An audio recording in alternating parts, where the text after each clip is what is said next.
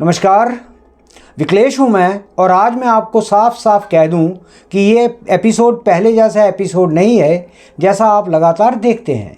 आज मैं एक नया रूप लेकर बैठा हूँ, और एक ऐसा रूप जो अपने ही सिद्धांत तोड़ देता है, क्योंकि कभी कभी सच भी आपकी ज़िद को तोड़ देता है। और आज जो सच मेरे सामने खड़ा था, उसे देखकर मैं मोदी जी के कुछ कामों की तारीफ किए बिना नहीं रह पा रहा। लेकिन तारीफ करना भक्ति नहीं होती, और आलोचना करना दुश्मनी नहीं होती, और सही बात को सही जगह पर खड़े कर देना यही विकलेश हूँ मैं का धर्म है, यही विकलेश हूँ मैं का स्टाइल है। भारत की सबसे गहरी, सबसे सड़ती हुई और सबसे जहरीली बीमारी है जाति। और जाति वो दीवार है जो हमारे जन्म के साथ खड़ी हो जाती है और मरने तक नहीं गिरती। और जिस देश ने ज्ञान पैदा किया, उस देश ने जन्म के आधार पर ज्ञान रोक दिया। जिस देश ने कर्म को धर्म कहा, उस देश ने कर्म की बजाय खून को पहचान बना दिया। और यही कारण है कि भारत को दुनिया की सबसे पुरानी सभ्यता होते हुए भी अपने ही हाथों बनाए हुए जाल में फंसना पड़ा। 4000 साल पहले भारत कैसे चलता था, ये बहुत कम लोग जानते हैं कि भारत में वर्ण व्यवस्था थी, जाति व्यवस्था नहीं थी। वर्ण कर्म से तय होता था, और आप जो काम करते थे आप उसी वर्ण में आते थे। लेकिन धीरे धीरे वर्ण जड़ हो गया और फिर जन्म से तय होने लगा। वर्ण, जाति, मोबिल, स्टैटिक, कर्म, जन्म, योग्यता, परिवार, और ये परिवर्तन भारत समाज का सबसे बड़ा पतन था। और इस पतन को किसी आधुनिक नेता ने नहीं बनाया, हमारे अपने समाज ने गढ़ा था। अब बात करते हैं कि वर्तमान की राजनीति कैसी चल रही है।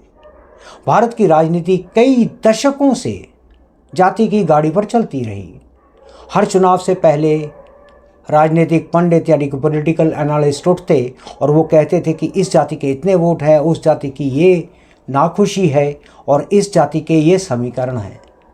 और जनता बस उसी खेल में फंसी रही। वो खेल जो नेताओं ने रचा, वो खेल जो समाज ने निभाया, और वो खेल जो देश ने झेला। लेकिन फिर 2014 आया और एक अलग प्रयोग शुरू हुआ। देखिए, मैं कोई प्रचारक नहीं हूँ, मैं कोई किराए का प्रवक्ता नहीं हूँ, और मुझे गोदी मीडिया भी नहीं कहा जा सकता। और ना ही मैं वो आदमी हूँ जो नेताओं की गलती पर आंखें बंद कर ले। लेकिन मैं तथ्यों का गुलाम हूँ। और आज तथ्य ये कहता है कि 2014 के बाद भारत की राजनीति में एक साइलेंटली चलने वाली एक बहुत बड़ी सर्जरी शुरू हुई। एक सर्जरी जिसका कोई शोर नहीं था, कोई बयान नहीं था, कोई टकराव नहीं था, लेकिन असर धीरे धीरे आग बनकर उठना शुरू हुआ।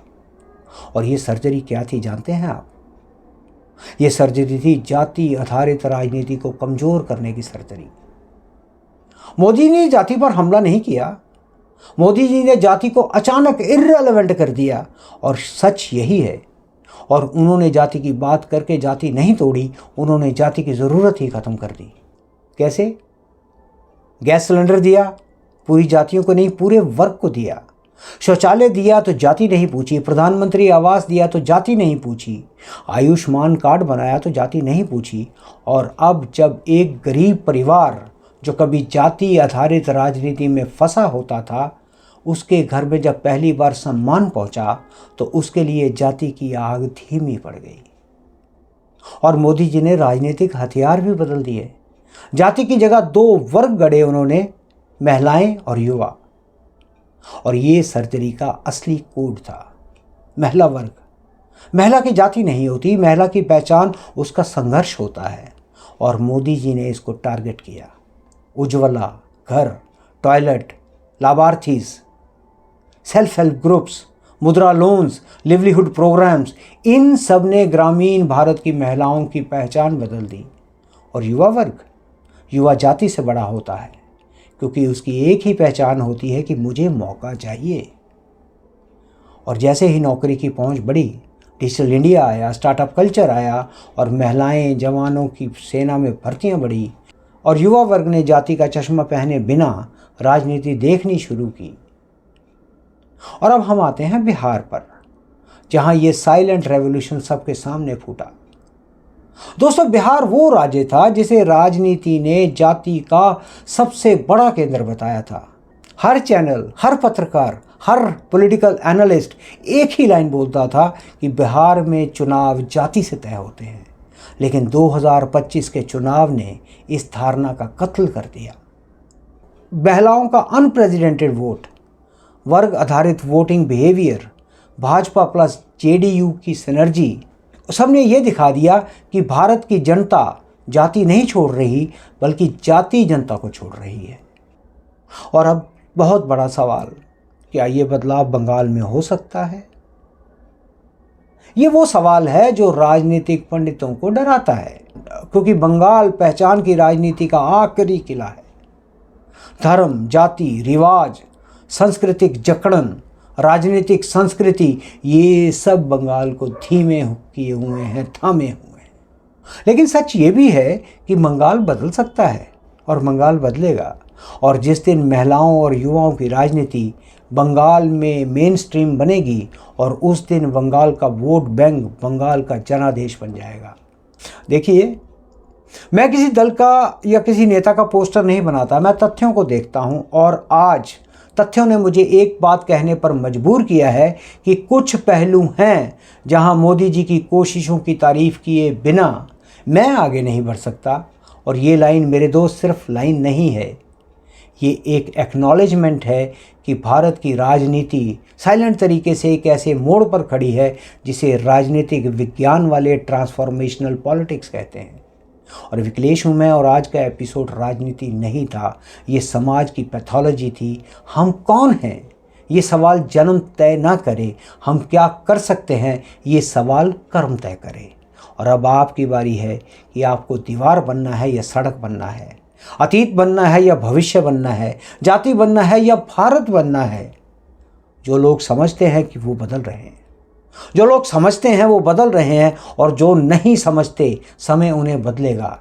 और अब मैं एक बात साफ करना चाहता हूँ कि ये वीडियो कोई मनोरंजन नहीं है, ये चर्चा नहीं है, ये अलग राय नहीं है, ये आपकी, मेरी और इस देश की जिम्मेदारी की आवाज़ है। और अगर आपको ये लगा हो कि मैंने आपकी भाषा बोली है, तो अब आपकी बारी है कि इस आवाज़ को अकेला न छोड़ें। क्योंकि याद रखिए, खामोश लोग इतिहास नहीं बदलते, आवाज़ उठाने वाले ही बदलते हैं। तो सुनिए, लाइक करना आपकी मंजूरी नहीं, आपका ऐलान है कि आप जाग रहे हैं। और शेयर करना आपकी आदत नहीं, आपकी ताकत है कि सच को फैलने देना है। और सब्सक्राइब मेरे लिए नहीं, उस सोच के लिए है जो सोई हुई भीड़ को जागते इंसान में बदल सकती है। विकलेश हूँ मैं, और मैं फिर आऊँगा नई कहानी लेकर, नया सच लेकर, नई चोट लेकर। तब तक आप सतर्क रहें, सोचते रहें, और एक बात याद रखिए कि सवाल पूछने वाले ही इस देश को आगे ले जाते हैं। और जब तक मैं लौट कर आता हूँ, आप स्वस्थ रहें, व्यस्त रहें। जय हिंद, जय भारत।